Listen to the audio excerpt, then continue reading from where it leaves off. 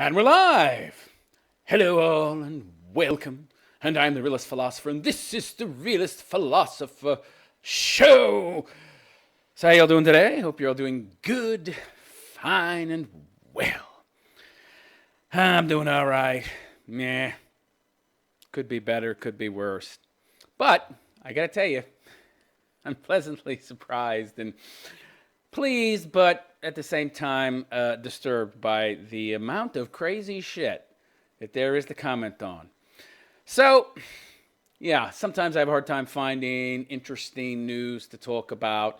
Well, news that I find interesting anyway and want to comment on. But recently, this week, there has just been a glut. I have so filled up my bookmarks with stories I want to talk about. I got at least a week's worth of material. It's great. It's more than a week. And this week isn't over. And then we got next week. I don't know how I'm going to keep up, but some stuff I'm going to have to sacrifice talking about. But wow. I mean, really, I already have enough for next week, and next week hasn't even happened. And then we're probably going to have another glut. Maybe. I don't know. The thing that disturbs me, though, is that what this means, I have noticed a steady uptick. I've been making content for a couple years now, and I have noticed a rapid and steady uptick in the amount of crazy news coming out. And what that tells me is that things are getting worse. Yeah. And the reason they're getting worse is because there's a pushback. I've talked about this before, how when the pendulum swings too much in one direction, it is an inevitability that it will eventually swing back. And that swing back is also going to meet a reaction from the left. Starting to swing back to the right now. People on the right, center right, even moderates are starting to react to the crazy nuttiness. They're getting shaken out of their apathy. And their reactions are prompting the left, who have become rather comfortable and complacent, to also react and tick up their attacks on the right, on normalcy in the world. They've gotten kookier and nuttier, and it's going to get worse, all right? Culture war, it's going to get worse before it gets better, okay? So for those of you thinking, hoping, oh boy, now it's going to get better. No. No, you haven't seen nothing yet. Those of you living in the West who are not buried in piles of actual Cheeto dust, unlike President Trump, who I don't think eats Cheetos, even though they call him Cheeto Man because of his weird blotchy orange skin color.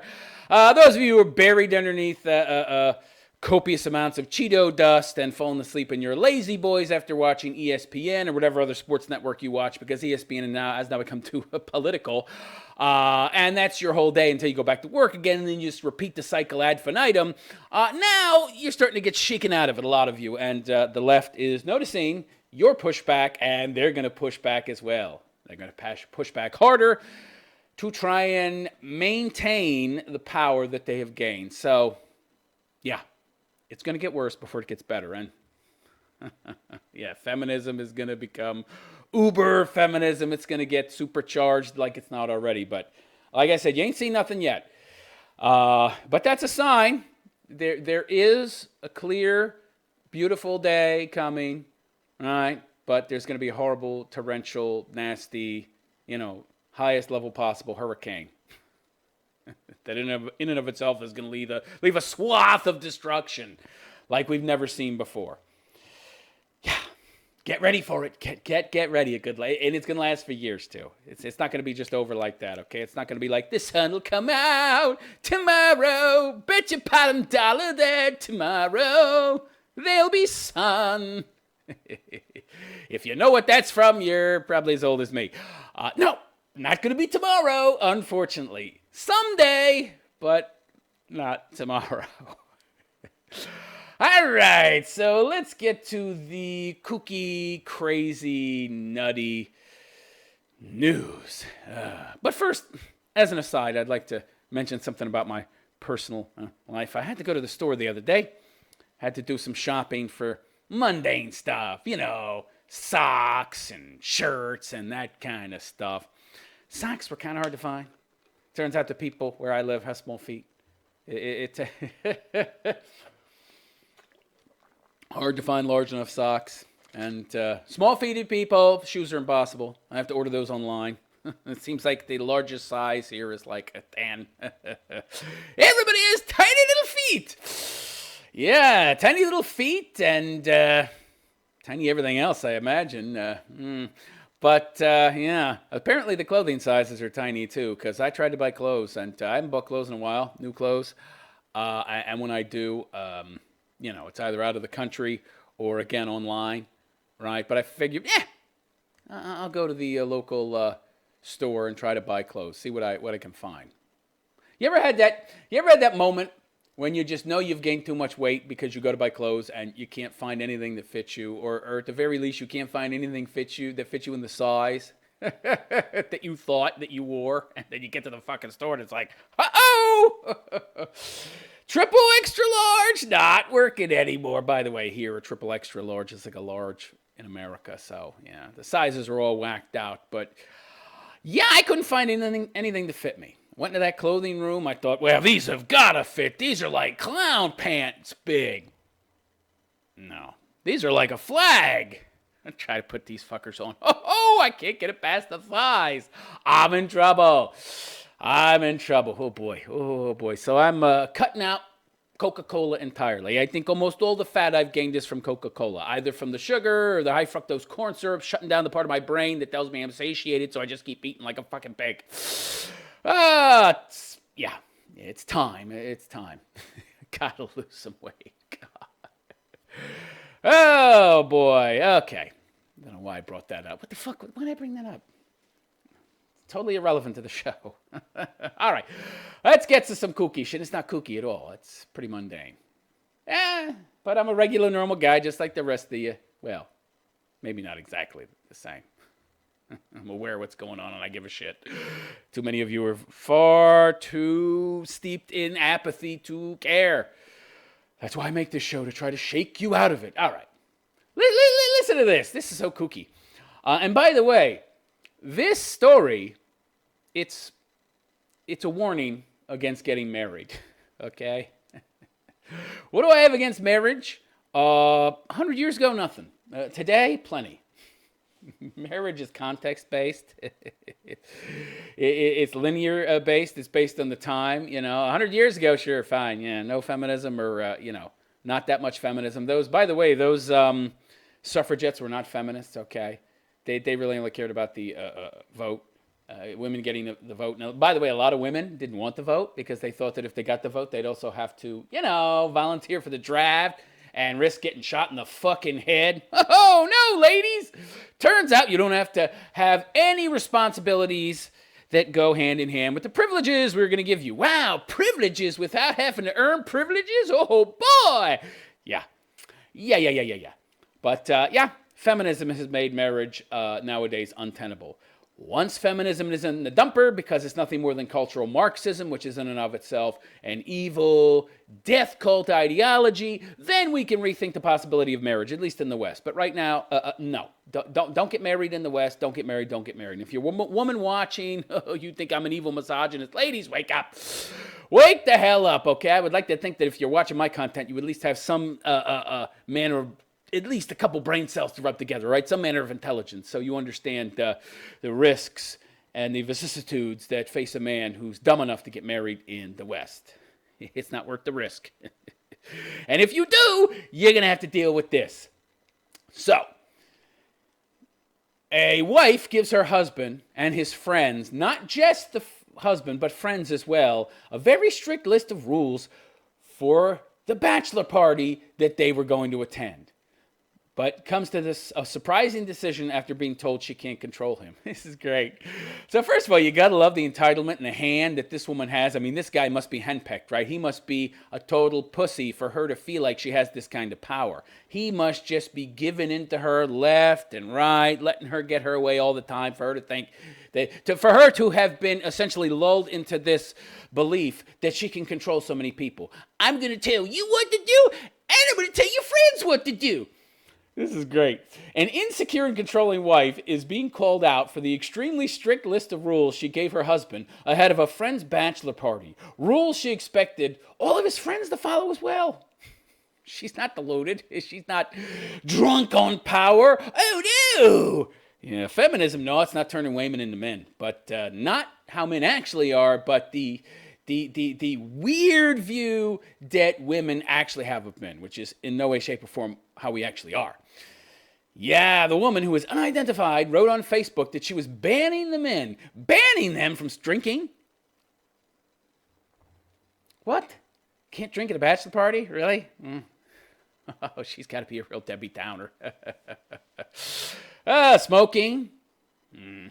Doing drugs. I can get with that one, I guess. Driving fast cars. What does she think guys are doing at bachelor parties? Does she think it's all fast and furious? Who drives fast cars at a bachelor party? I thought you had hookers or, strippers, excuse me. You can't call them what they actually are. I don't have sex with the men. I just trip for money. Yeah, right. I remember one bachelor party I went to where I was getting her a muff munched out by the guy, and she was going down on his schlong. I don't know. Seems like a hooker to me. But anyway, gambling. No gambling. What? Guys, don't a lot of times guys play cards at bachelor parties or just in general? No. Too much fun. You can only have fun with me. Oh, you don't sound like much fun, honey. And play wrestling. What does she think they are, 5? Why did she also put in here no Tonka trucks? What the fuck? What men are play wrestling with each other? I don't want to play wrestle with some dude. I didn't even like wrestling in school. Getting on the ground and having to grapple and grope around with some dude to get him pinned. Fuck that. That's, oh God. But after commentators called her on her bullshit and said she couldn't control what her husband does when he leaves the house, she had a change of heart and decided to just not let him go to the party at all. Let's take a look at this list of rules. Oh, boy. This should be good. All right. Yeah, there we go. All right. So, hubby has been invited to a bachelor party. I'm more than happy for him to go. You don't seem too happy to let him go. I mean, you're letting him go, but he's not going to a bachelor party because he can't do any of the things that you would do at a bachelor party. But we are Christians. I don't know what that means. So I was thinking of writing a list of ruled. Is the D anywhere near the S? It's right beside it. Okay, typo. It's weird. I can type without looking at the keyboard, but I got to look to see where the fucking DS is. Oh, God. In relation to each other. All right. So I was thinking of writing a list of rules for all the men to follow.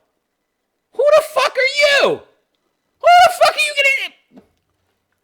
I go to some party with some dude, and his wife tells me what I'm going to do, and she ain't my wife. And by the way, I wouldn't marry a woman anyway. If I did, I wouldn't marry some broad who told me what to do, and if she turned out to be a woman that told me what to fucking do, she bait and switched me is what happened, and I would leave her ass.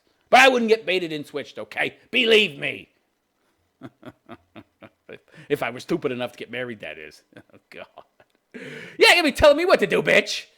I would have given her a piece of my mind if I was this guy's friends. Oh, my God.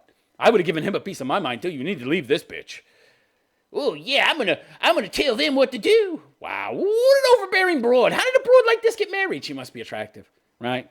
Either that or he's like the most insecure, pathetic loser on the planet to let this woman lord over him and control him. What a pathetic wimp. What kind of guy lets himself be led around by a woman's poon?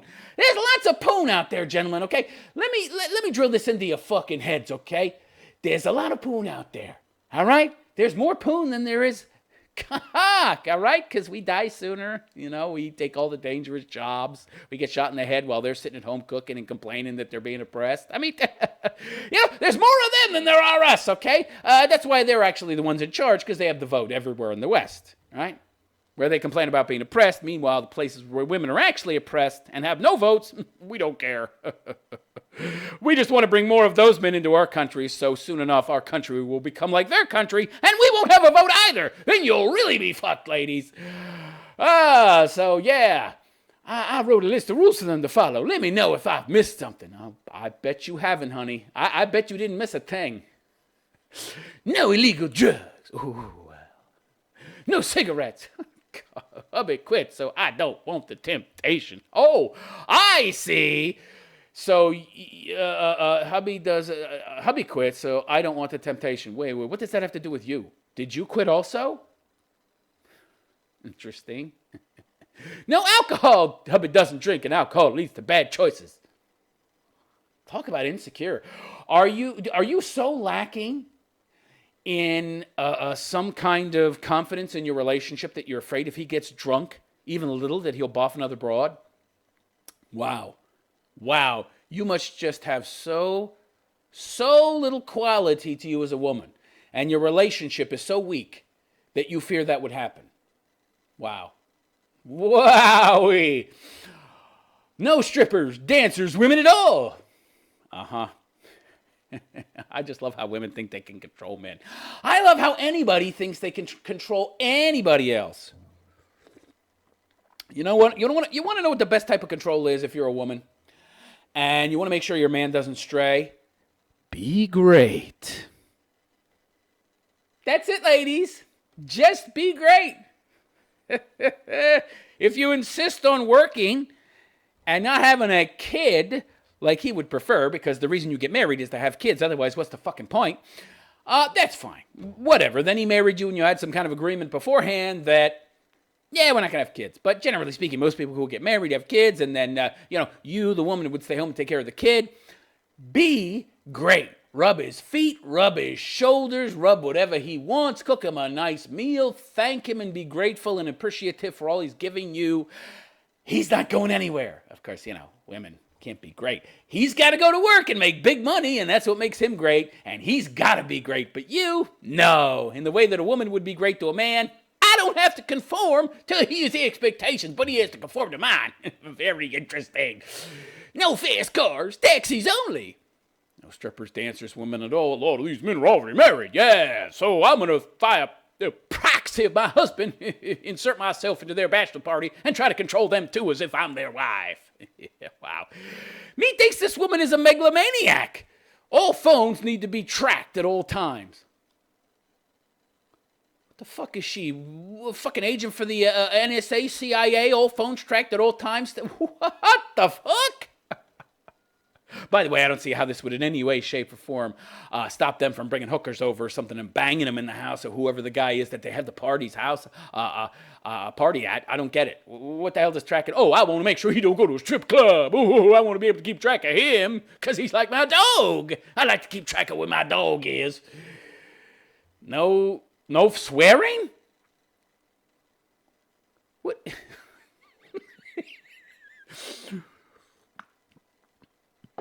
Really? So she's like the thought police. She's like, I not only have to control what you think, I have to control what you say. No swearing. Are they adults or children? Well, she's like a mommy, right? Yeah, because everybody wants a mommy, especially at a fucking bachelor party. I guarantee you, these guys' friends probably told him, don't fucking come. We're not going to acquiesce to your crazy, overbearing, control freak wife. We don't want you at our bachelor party. You're too much of a buzzkill. No swearing. What is she, one of these schoolmistresses ringing a fucking bell and wearing a fucking nun outfit? No swearing. Oh, my God. Everyone home by midnight. What if it's Friday? What if it's Friday or Saturday night? I still got to be home by midnight? What if this guy's 30? So this guy's a 30-year-old guy, and he's got his wife telling him he's got to be home by fucking midnight? Oh, God. What it must be like being married to her. Can you imagine? Oh, my God. No hurting each other. Including play Russell. What does she think? Women have this weird caricature construction in their mind of what men are like. If they get together, they're going to suck cocaine off the ass of a hooker, beat each other up and get drunk, and then crash a car if they're stupid enough to drive, which they are. Feminism has so deluded and detached women from reality and men that they have no idea whatsoever. Not surprising. They grow up with social media. They have very little interaction with men, even though they go to school with them. There's not much socializing going on in this fucking world at this time. So clearly, they don't know anything about men. And of course, her single mommy told her all lies and taught her to hate men. You must control them at all times if you want to keep that man. Yeah.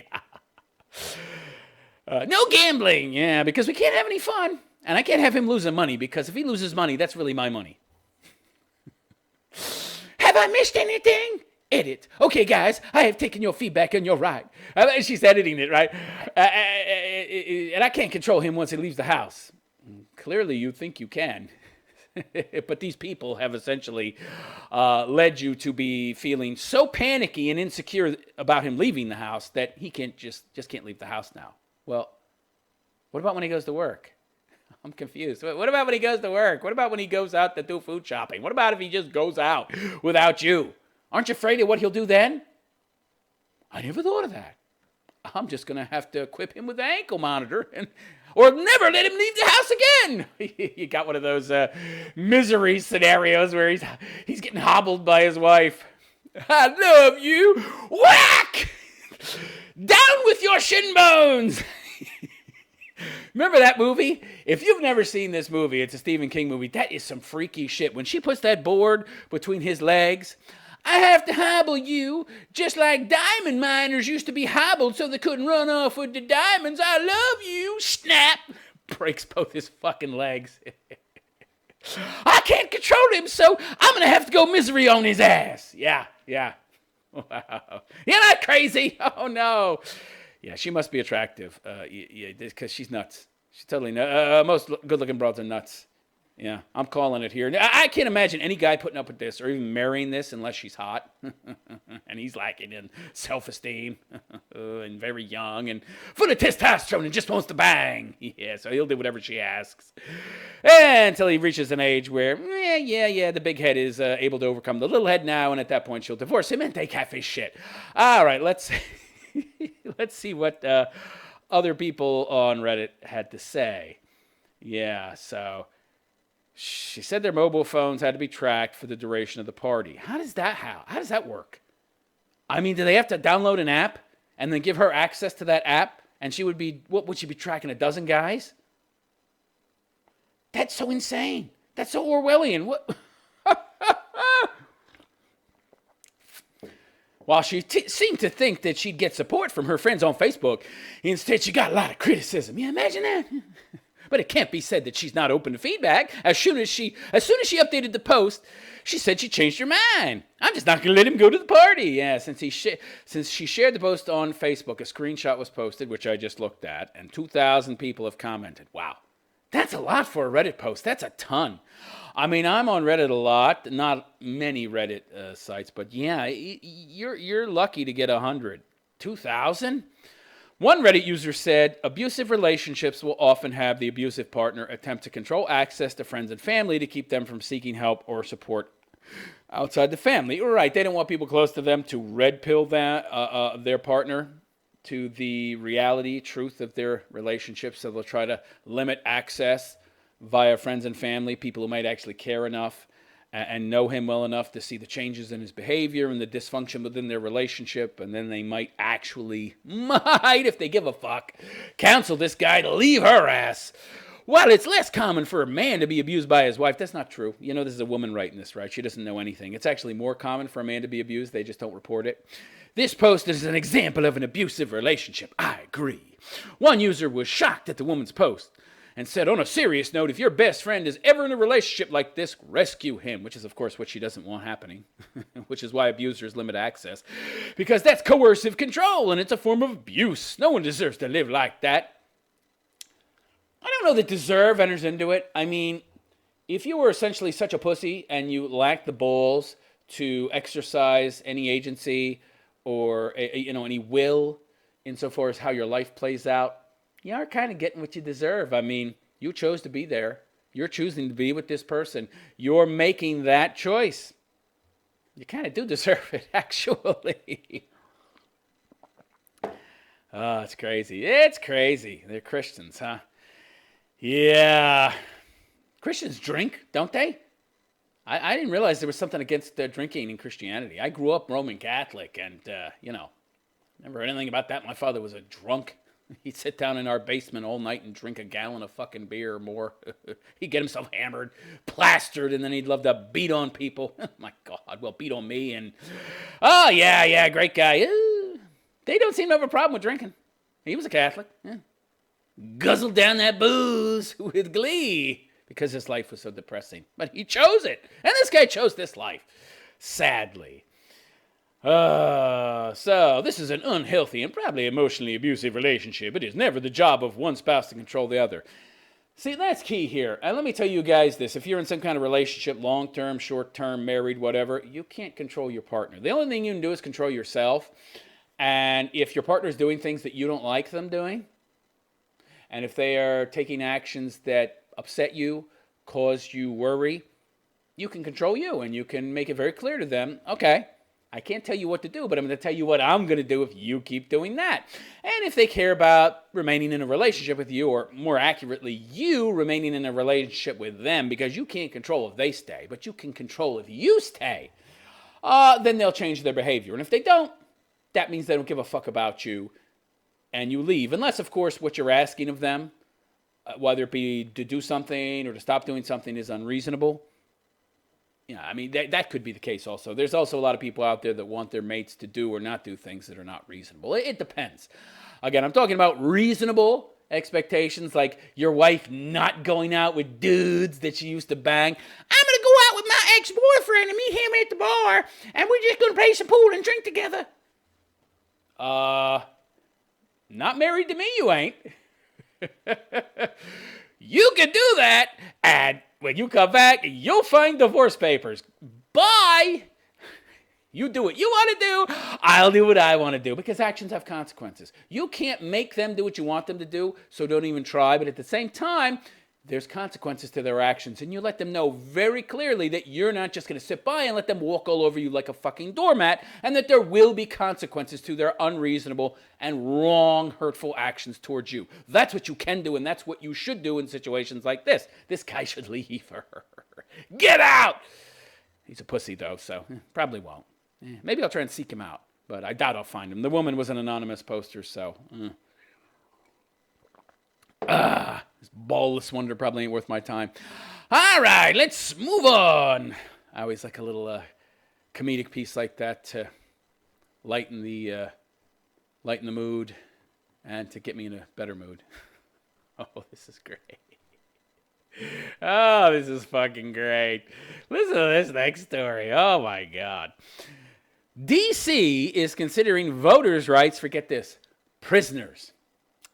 Yeah, because what we really need are a bunch of low-life scum convicts voting for president. Yeah. It could be the turning point for our country, says who?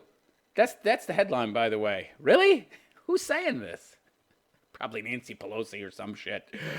So Washington, D.C. could become the first jurisdiction to restore voting rights for prisoners, after a majority of its council members on Tuesday backed bills to give incarcerated individuals voting rights and the ability to vote via absentee ballots.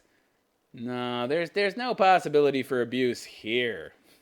Absentee ballots coming out of prisons? No possibility of stuffing the ballot box there. Oh, no! I'm sure there'll be gads of oversight for that. Yeah. Besides those possible areas of corruption of the ballots, there's the whole problem of giving these people voting rights. Isn't losing your right to vote part of being convicted of a crime and sent to prison? I mean, isn't it a consequence? Oh, right. If you're a leftist, if you're a Democrat these days, which is the same thing as a leftist, nut job socialist, it seems, no consequences, right? Because they're all socialists, right? No personal consequences. If you're in prison, odds are you was oppressed and you was pushed to commit that crime by a whitey. If you're a white guy in prison, well, you're automatically responsible for your actions. It's just the black and brown people that ain't.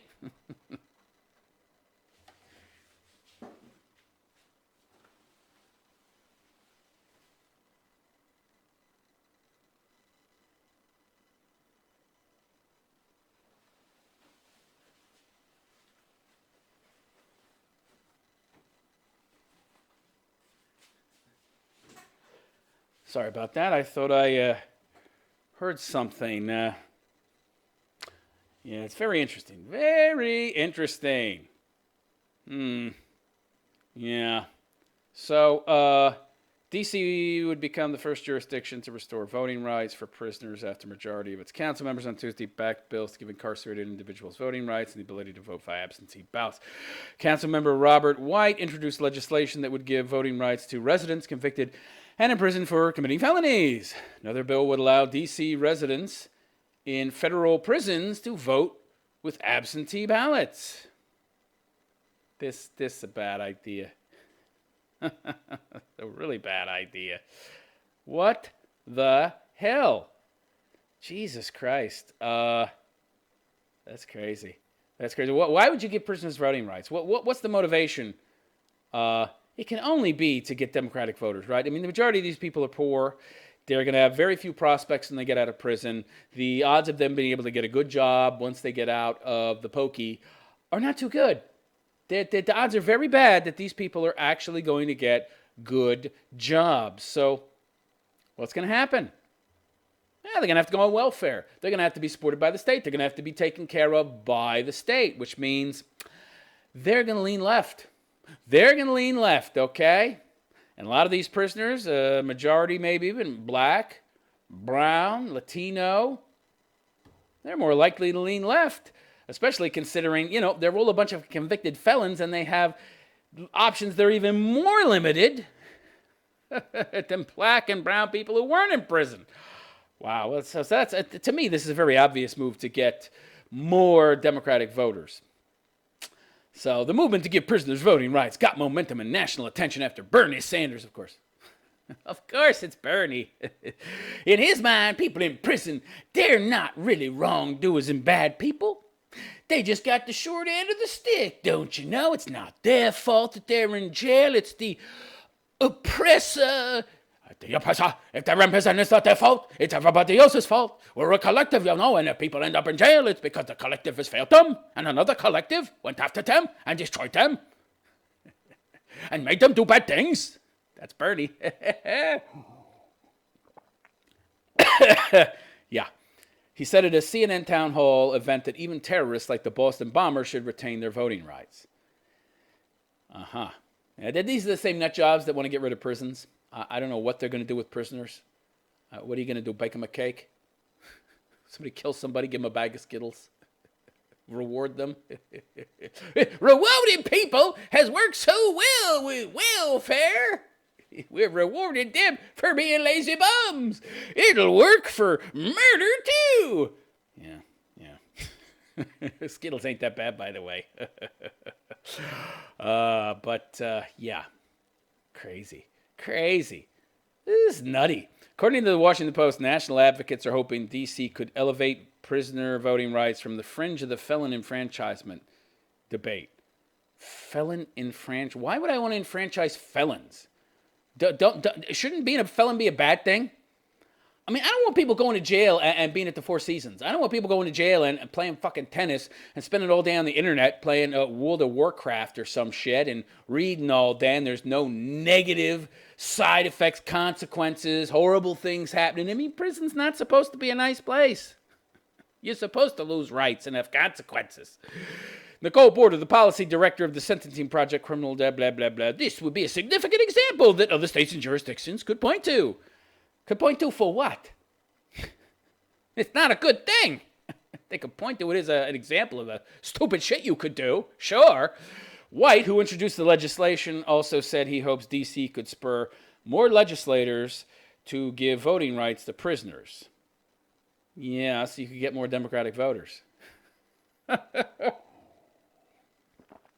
Yeah, let's make prisons real nice, like the Four Seasons, so people will be less likely to be hesitant about committing crimes, and then we could get even more lifelong voters. This is how they think. These Democrats. I know we can get this passed, and I hope our progress inspires other jurisdictions. Yeah, I bet you do. I do think this bill will be a turning point for the country. Turning point to what? What does that mean? What does that mean, turning point?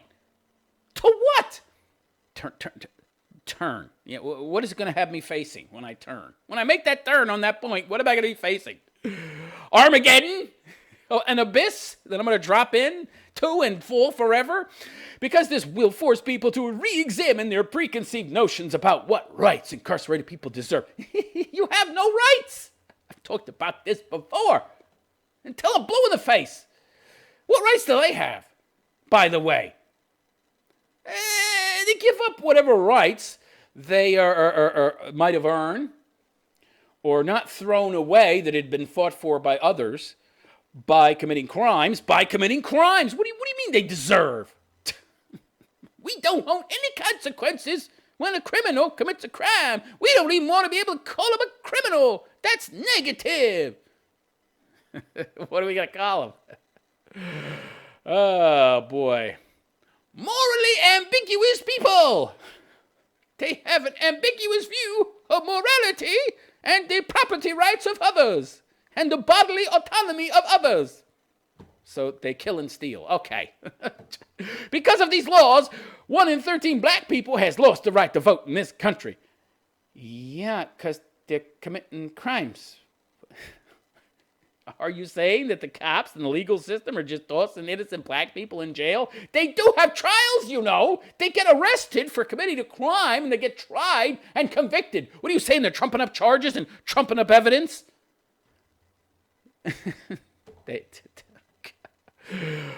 Oh, boy, oh, boy. In D.C., 92% of incarcerated people are African American. Uh-huh. Well, that's why you're doing it, because a lot of the people in prison are black.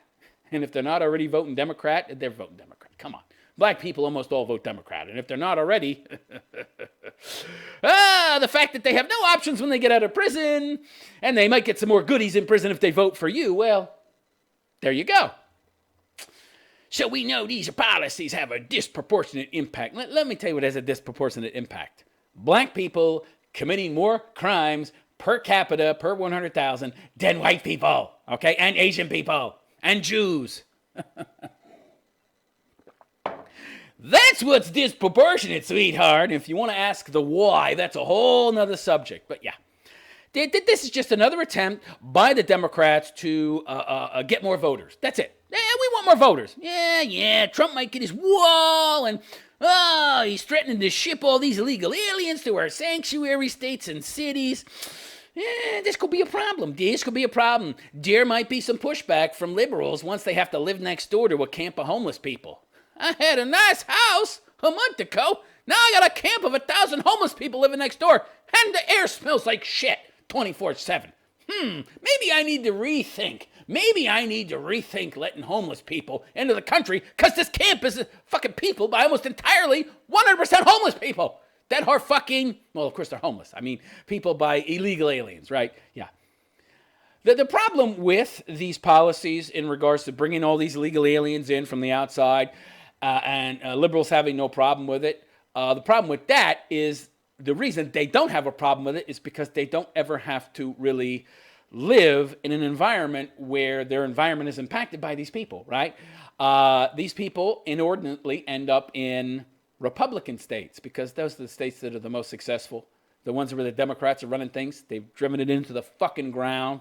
Detroit is one good example. Chicago's another. How many illegal aliens are going to those two cities? None, because they're shitholes, right? And there's lots of black people, and Latinos hate blacks, and blacks hate Latinos, because they're all competing for the same fucking jobs. So, they go to the Republican states and eventually turn them into Democratic strongholds as well, which is what the Democrats want. They don't want these people in their states. They already got the black people paid off with the welfare money. Oh, we can't afford to pay any more. We're already bankrupt because of our retarded policies. And now Trump is shipping them to their cities and states. That's great. He's not doing enough of it, by the way. He should ship them all. Ship them all to Democratic states. And that's what they're afraid of course. And then, of course, they're afraid of the liberals that live in those states actually waking up and seeing what a horror all this illegal immigration is, because now they actually have to live next door to and live in the environment that many other people actually have to face day in and day out with all these illegal aliens coming into the country. Yeah, so we got to guarantee we get more Native Americans, people born in America, not the faux Native Americans who also aren't indigenous to America, who crossed a land bridge of ice 15 to 40,000 years ago, so they're not from America either. We got to ensure we get all the black vote. Yeah. Okay, this is bullshit. I'm going to move on. I've already talked enough about this. I need more coffee.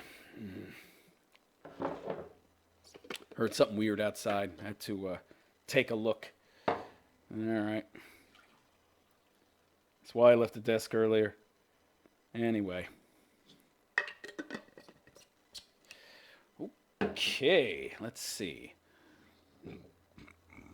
Excuse me. Oh, this story is a hoot. Remember the Parkland shooting? The totally incompetent and impotent police who did nothing and let all those kids die. Turns out there's going to be some consequences for that.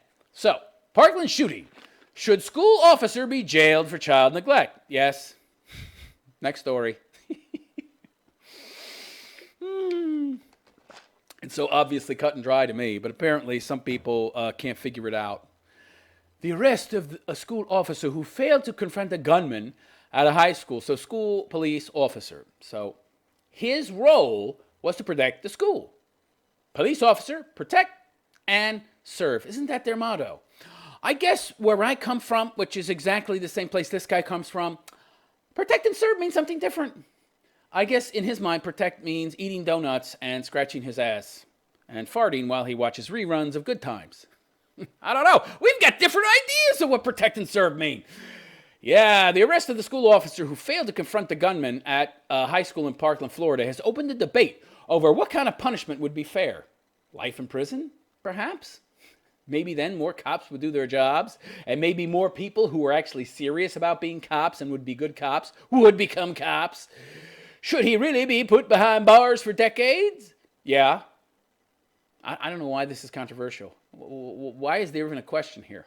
Former deputy Scott Peterson, age 56. He looks a lot older, by the way. He looks like he's 86. Oh, man. He looks horrible. Really looks bad. This guy clearly did not take care of himself.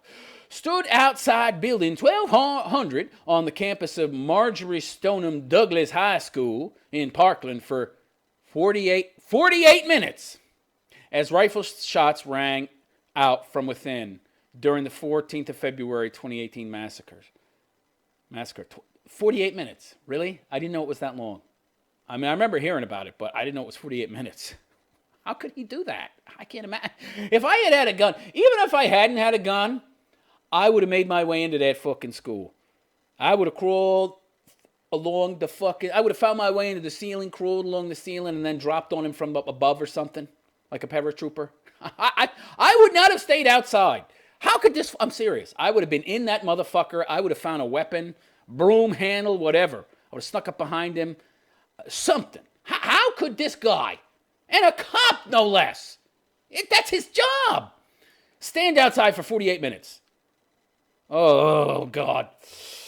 While shots rang out from within, the attack claimed the lives of 17 people and 17 more were injured. For his apparent inaction, what do you mean? What do you mean apparent? It is apparent, okay? It's apparent. It wasn't acting. Yeah, for his inaction. You don't need to say apparent. For his inaction. Oh, it appears he was inactive, but it's all your point of view. What? Your perception is not reality. He was inactive. He stood outside and did nothing. Get the fuck out of here with this apparent. That's like saying allegedly. Alleged inaction. Apparent inaction. Fuck off with your fucking minimalizing language. He was inactive. He didn't do his job. People died because of him. For his apparent inaction and for warning other responding officers not to approach. Oh, man. Really? I can't have anybody else showing me up. I'm a pathetic coward. I can't have other people showing me up. I got to make sure everybody looks like a pathetic coward, even if kids die, because, my pension and my ass are more important. Gotta love it. Mr. Peterson was wildly vilified by parents of victims, as he should be. As he should be. Law enforcement officials and President Donald Trump, who claim that he doesn't love the children. Well, how could he? I said I love them.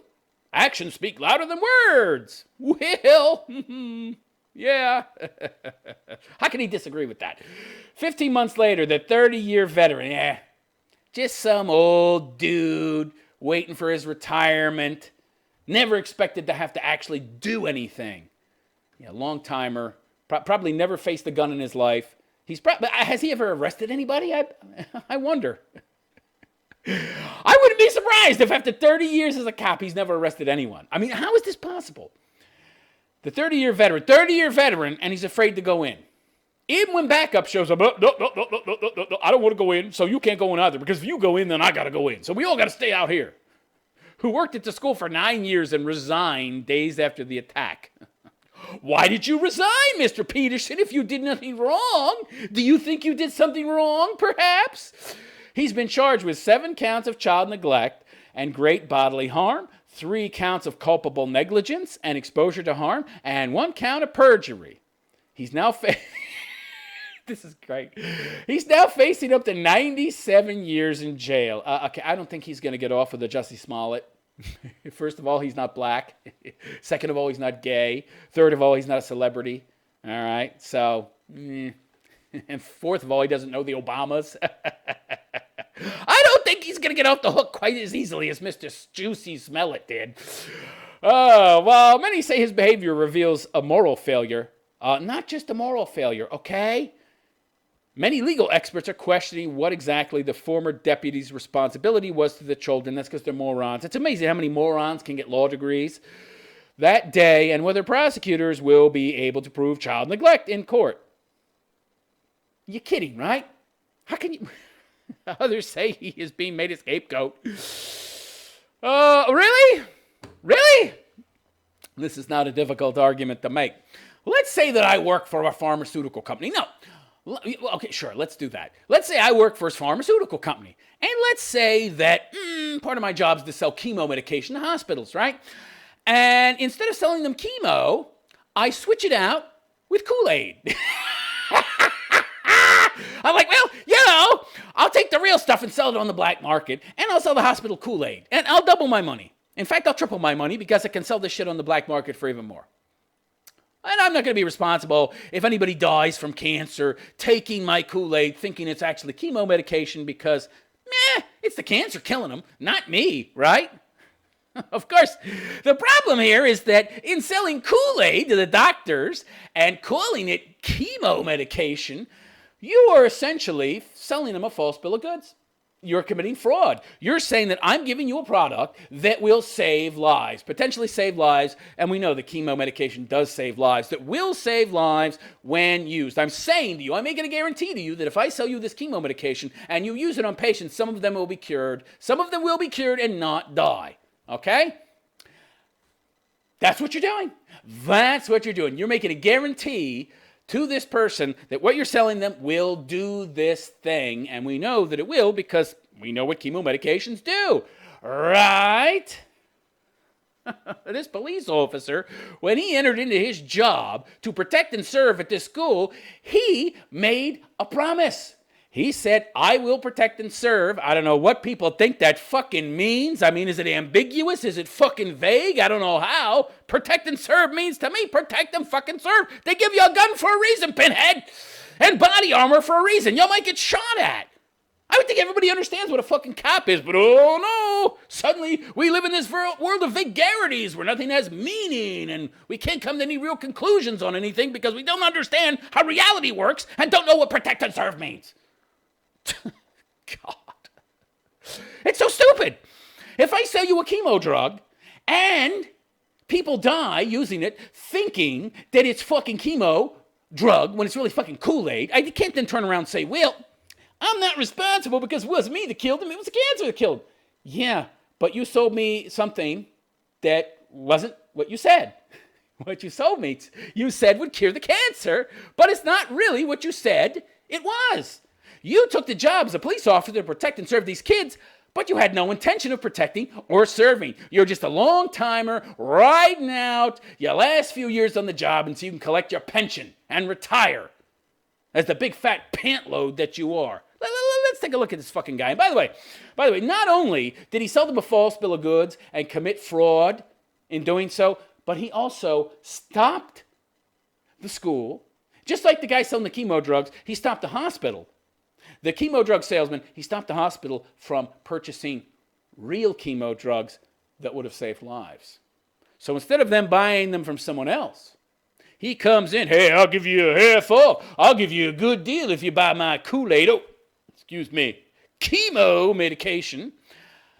So he misled them. He lied. He committed fraud. And he also stopped them from hiring somebody who would have done the job and would have went into that school and would have saved lives. He did this knowingly. He knew he wouldn't go into that school. He had no intention of going to that school. He had no intention of putting his life on the line, which is his fucking job. It's his job to go into that fucking school if there's a school shooter. Well, what is there a fucking cop on the premises anyway if his job isn't to protect and serve the students? It's not my job to protect and serve. What is it your job to do? Eat Cheetos? The left's fascination with Cheetos. I think they eat a lot of it, especially these fucking cops. Eat donuts? What is your job? Your job is to protect and serve. You took the job, said you protect and serve. You had no intention of protecting and serving. That's exactly the same as the chemo fucking medication seller saying, here, I got some chemo drug for you. It's fake. But I'm going to fall back on the excuse that it wasn't me that killed him. No, you just stopped me from buying real chemo medication from a fucking person who would have sold me the real deal. That would have saved lives. So he's absolutely responsible. He's absolutely responsible for the death of these kids, at least in part. Yeah. The shooter is the one that killed him, but the shooter would have been popped in the fucking head, right? Oh. All right, anyway. So there can be no excuse for his complete inaction and no question that his inaction cost lives. Precisely. Mr. Peterson was the closest person to the gunman, former student Nicholas Cruz, but did not arrive outside the building until it was too late to prevent the deaths of 11 people on the ground floor of the building. But if he had acted by confronting the killer rather than taking cover, he could have saved people on the third floor. Some parents contend. Right, he hadn't reached 17 yet. He had 6 more to go. But if this guy would have went in, it would have been like the fucking pharmaceutical salesman actually selling you the real chemo drug. I can't do that. Can't live up to my contractual obligations. Can't keep my word. Yeah. He should rot, said Fred Gutenberg, whose 14-year-old daughter Jamie was killed as a bullet ripped through her spinal cord while she fled for her life. My daughter was one of the last to be shot. My daughter absolutely could have been saved by him, and she wasn't. Well, he had to get to his retirement, Had she one more second, she could have been saved. According to the arrest warrant, Mr. Peterson made false statements when he told investigators that he only heard 2 or 3 gunshots, when in reality the gunman fired around 75 times after Mr. Peterson arrived. 75? Oh, God. Pinellas County Sheriff Bob Gultieri, another scumbag, coward, who chairs a public safety commission for the school of 3,200 pupils, called Mr. Peterson a coward, a failure, and a criminal. There is no doubt in my mind that because he didn't act, people were killed. He's just trying to pass off blame. Hey, you're the boss. You hired this fucking guy. Whatever happened to the boss being responsible for the actions of his underlings? No. According to Florida law, prosecutors must establish that Mr. Peterson was the legal caregiver to the child victims, prove that his inaction exposed them to harm, and also that he did so due to a reckless disregard for human life. Well, he was trying to protect his own ass, okay? But I would counter that if he wanted to protect his own ass, he shouldn't have become a police officer. Correct me if I'm wrong, but isn't being a police officer a dangerous job? Isn't there danger involved in being a cop?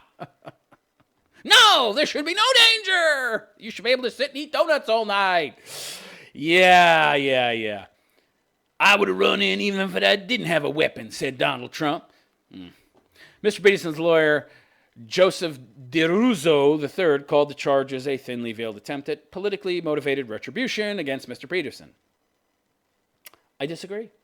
Mr. Peterson is responsible, okay? Because he stopped there being somebody else in that position who would have done the job. And he agreed to do the job in the first place. Now, of course, we have to first conclude that he actually had a responsibility to go in there and protect those kids, which I don't think is a big stretch. I mean, he's a cop, right? Again, protect Sir, bulletproof vest, gun. Why do I have these things if I might not be getting into a dangerous situation where I may have to stop a fucking criminal? That's great. Oh, boy. So, he also argued that Mr. Peterson cannot be prosecuted as a caregiver because he was officially acting in a law enforcement capacity.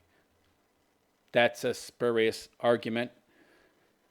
That's the splitting of hairs. In his capacity as a law enforcement officer, he was a caregiver, you idiot, because he was posted to that school on a full-time fucking basis, you idiot. Oh, he's got to absolutely positively be identified and labeled as a caregiver.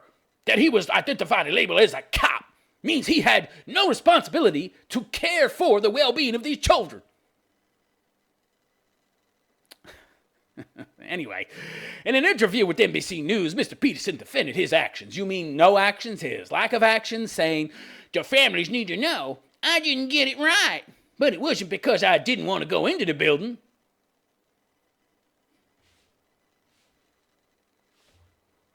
What? Nothing. Oh, boy. I never thought even for one moment of being scared or a coward.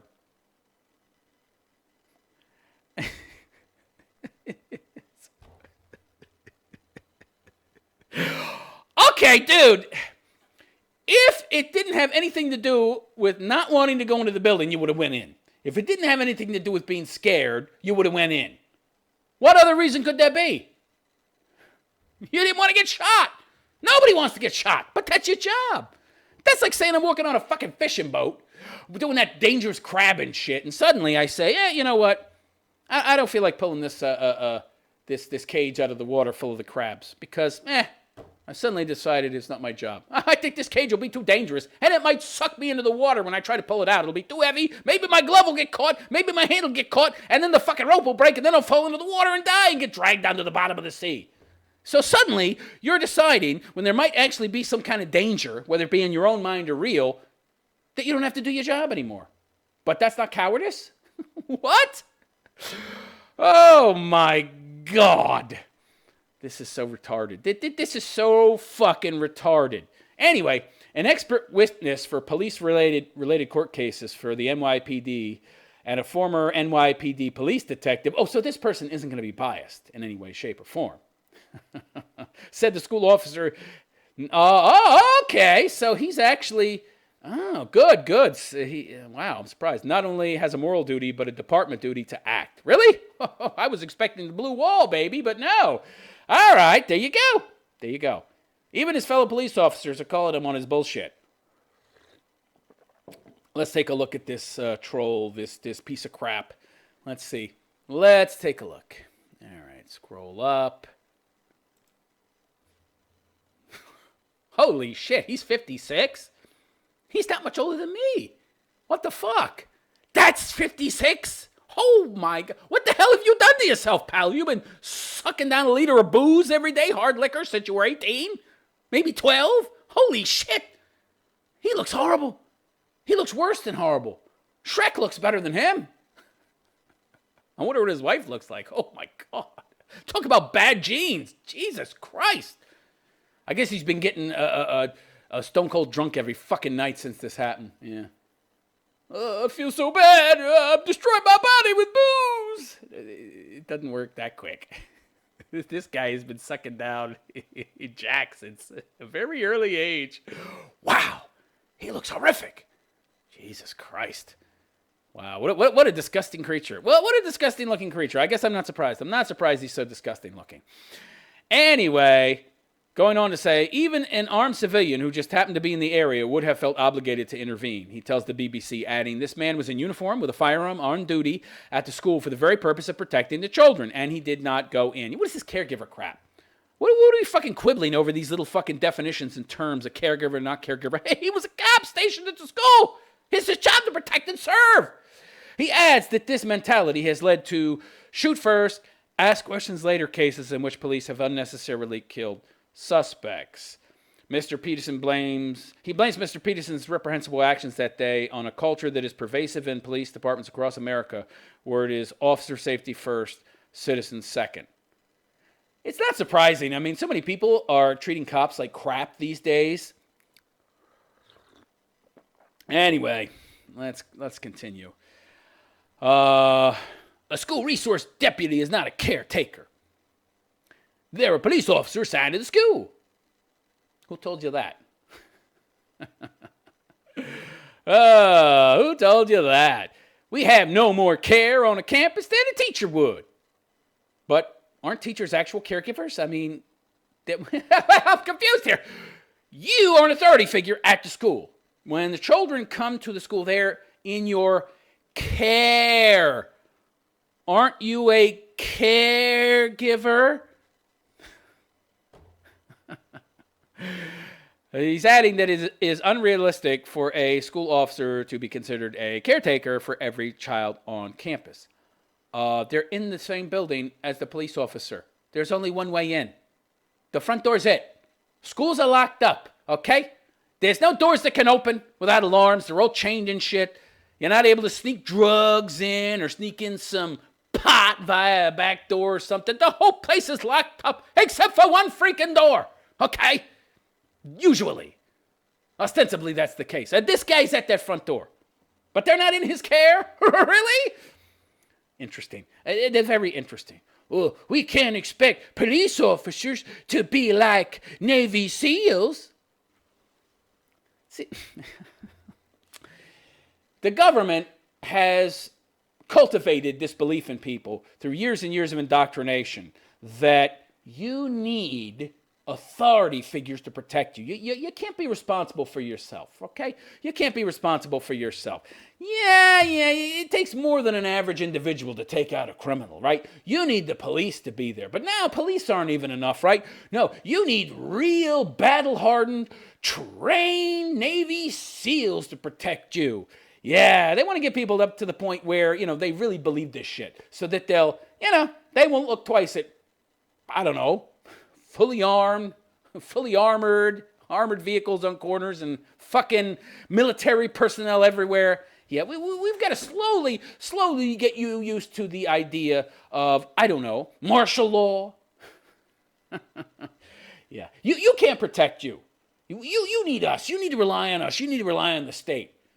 Yeah, we're the only ones that can take care of you. You're not safe. And you can't take out criminals. Criminals, you need to leave them to us. Yeah. Really? I can't aim? I can't pull a trigger? No. And even police aren't able to do that anymore. You got a 30-year veteran here, and you got his lawyer saying, well, he's not a Navy SEAL. People are expecting too much of this police officer.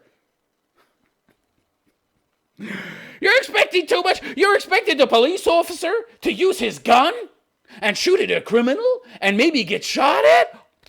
Oh, my God.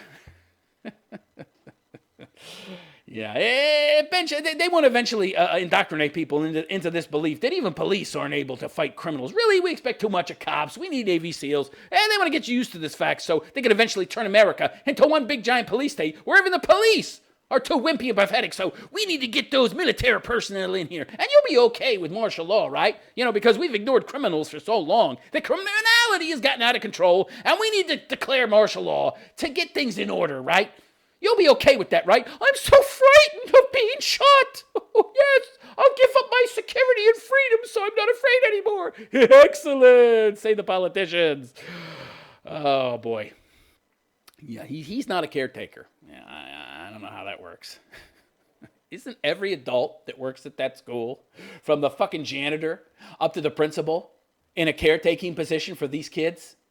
I could be wrong, but I don't think I am. And isn't he even more caretaker? He's responsible for their well-being, okay? Don't get caught up on the word caretaker like, well, he's not a nanny. He's not working in a daycare center, changing diapers. That's my idea of a caretaker. What does the caretaker do? They're responsible for the well-being, the health and well-being of those children while those children are in their care. Policemen! Protect and serve. Okay, yeah. That's great. That is great. All right. Let's move on. Last story. Yeah, I'm way over. I'm already 7 minutes over. What the fuck? Well, 5 minutes over. But I will soldier on, unlike this fucking guy. Let's get his face off the screen. I don't want to look at his big, fat, ugly, drunken, bloated mug anymore. Blob of a human. I'm too scared to go in. I'm too big and fat a pant load. Oh, can't do it.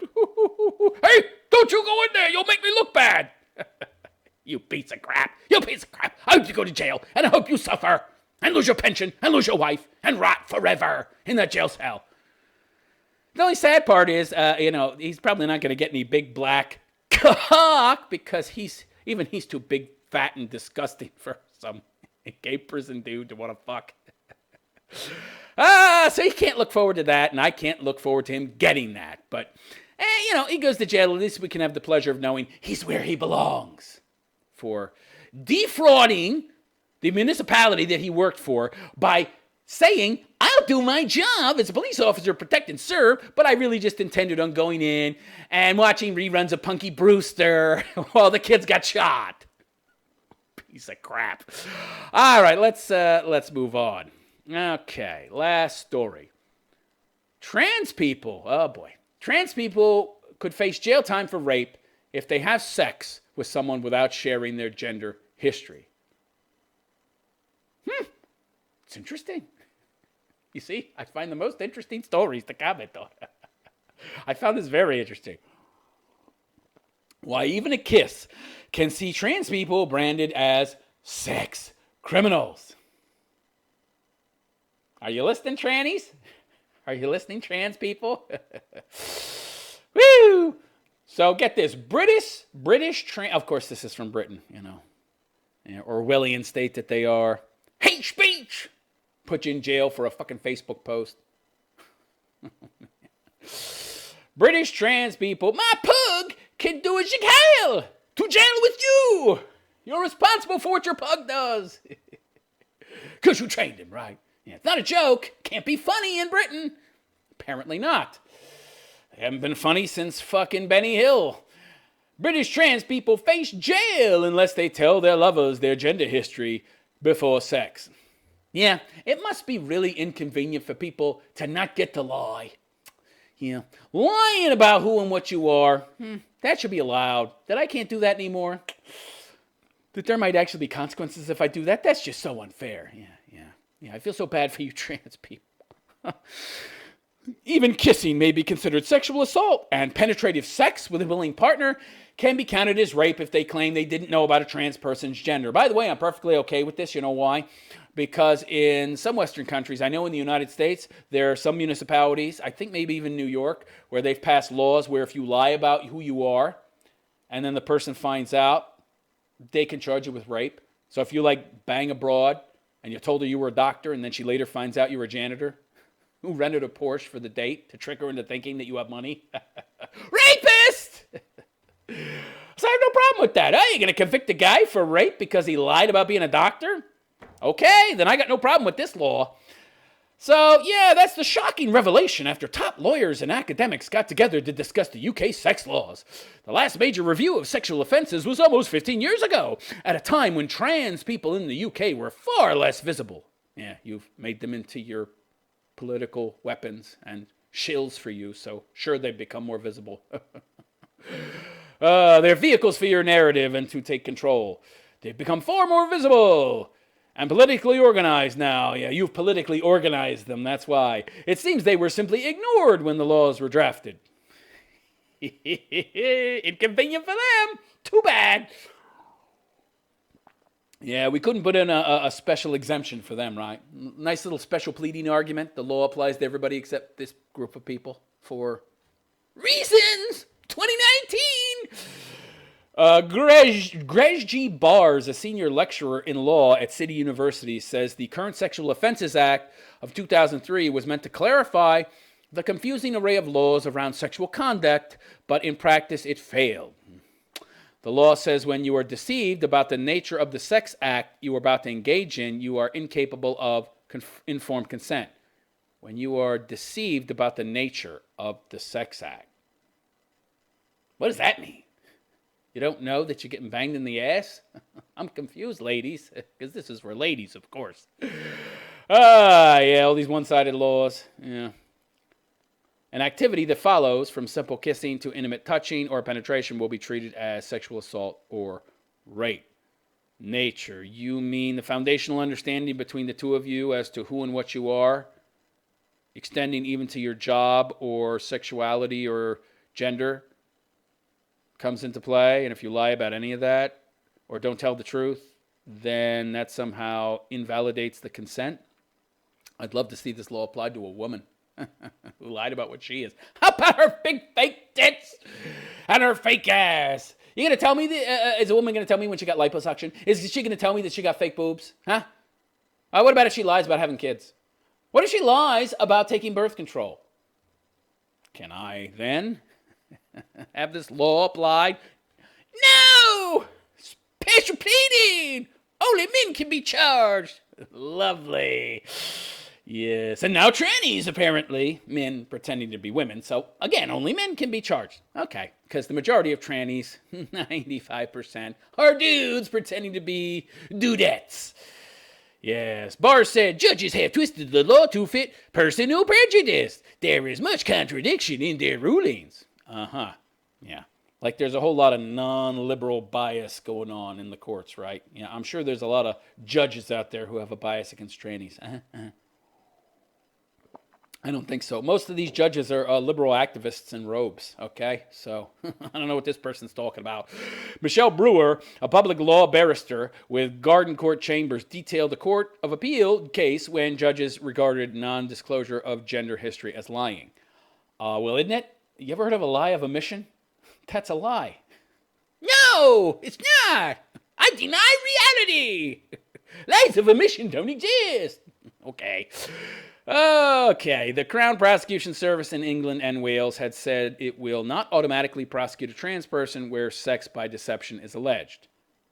Oh, they won't automatically. Oh, well, you see, they're going to practice discretion or they're going to discriminate. Right, yeah, we're going to discriminate. Yeah, I thought discrimination was illegal. Only when people who don't have our court powers do it.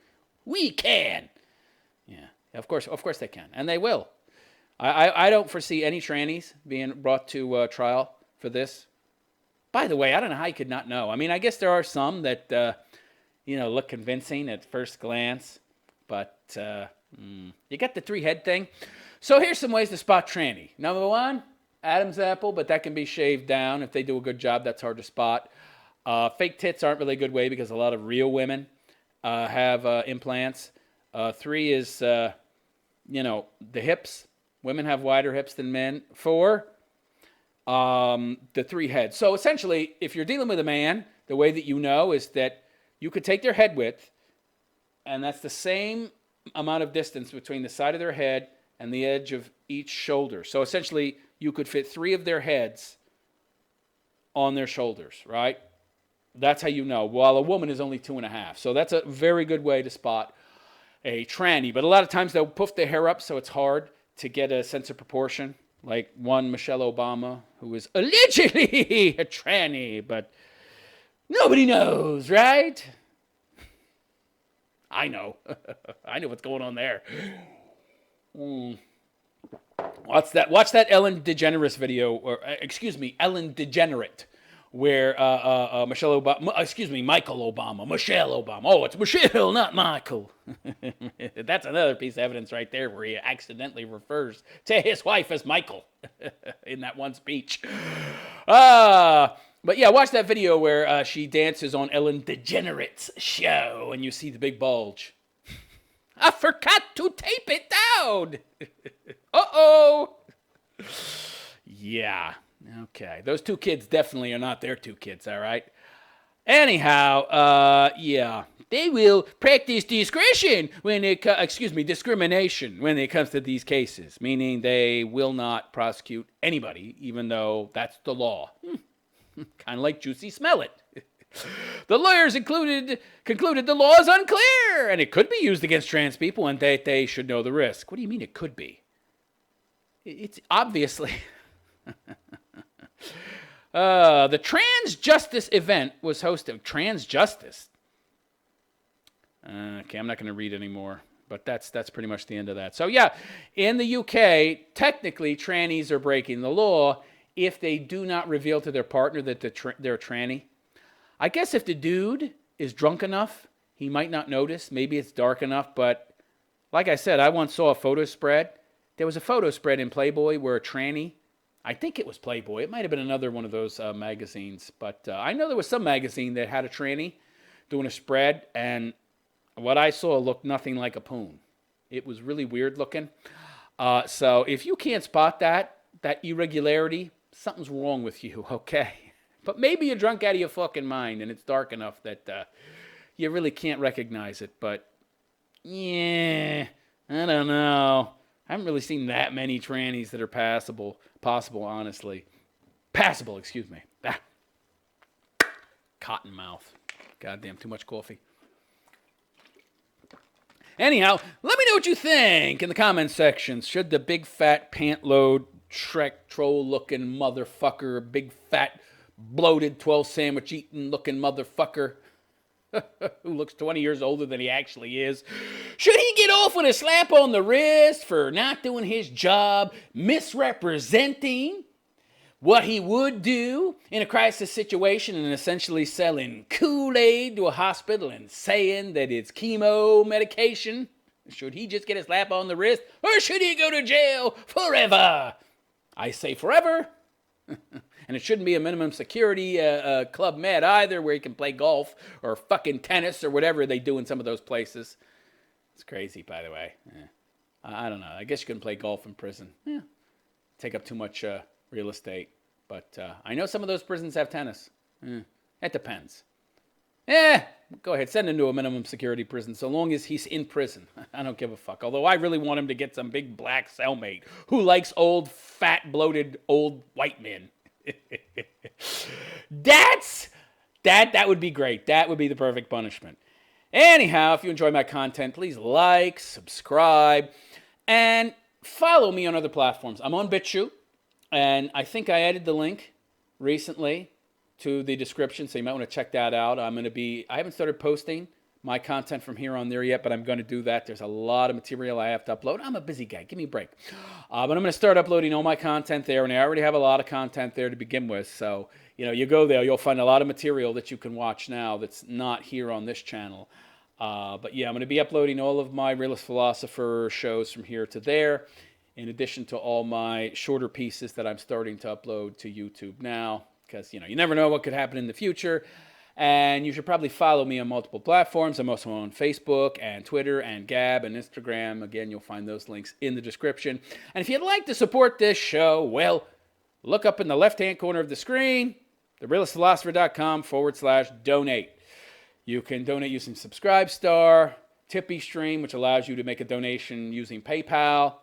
Very easy. Or you can donate using Patreon. All the links for each of those separate donation platforms is at therealistphilosopher.com/donate. And please keep in mind, I get no monetization from YouTube at all.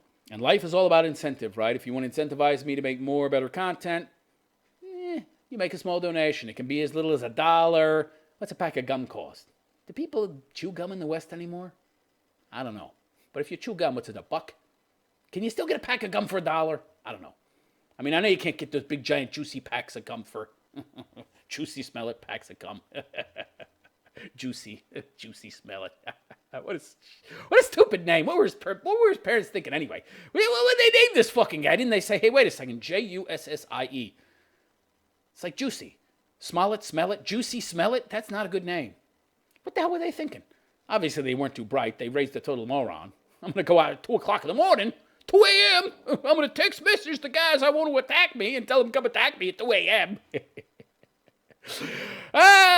Leave a nice trail of breadcrumbs for the cops to follow. Yeah, he's a moron. Moron. Not surprising his parents are morons, too. Look at his name. Only morons would name a kid that. Like that one kid that was named Zippity Doo-Dah. Well, I named my son Zippity Doo-Dah. Yeah, you're just guaranteed a lifetime of bullying. He's going to be jumping off a building when he's 18. God, I got bullied so much as a child, I have to kill myself now. There was actually a case of that. Some Swedish girl, I might talk about that in the next show, committed a legal suicide because she had been abused as a kid. Oy vey. Yes, we are living in the bizarro universe, people. Might talk about that stuff more on the next show. So, again, post a comment in the comment section. It helps with views. It helps with engagement. Give me a thumbs up. Subscribe to the channel if you like my content. And if you'd like to be on a future show or you have a specific subject you'd like me to talk about, feel free to email it to me. The email is up in the right-hand corner, admin@therealistphilosopher.com. That's ADMIN at therealistphilosopher.com, which is my website. I also have my own personal website, email, obviously. And the show airs from Monday to Friday, 10 to 11 a.m. New York City time. And it's also available for viewing after the show is over as it is saved on YouTube. So hopefully I'll see you again tomorrow at the same time. And I wish you all a good day. I'm the Realist Philosopher, and wish you a good day.